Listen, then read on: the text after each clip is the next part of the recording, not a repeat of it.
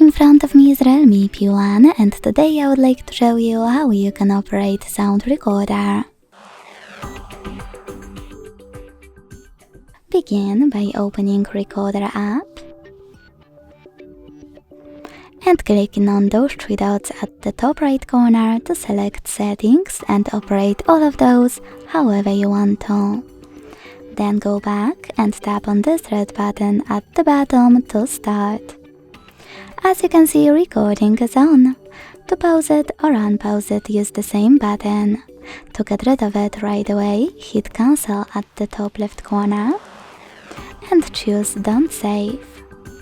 To add a bookmark, click on this left button and to add a photo mark on the right one. Then take a pic, discard it by selecting X or add it by tapping on the check mark. If you want to save your recording, hit save at the top right corner and name it. Then select save again. Finally, to play it, click on it. As you can see, record.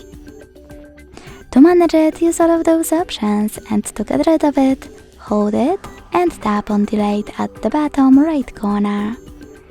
Then confirm your choice in the pop-up.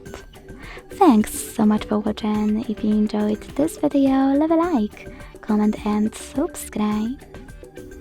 Bye!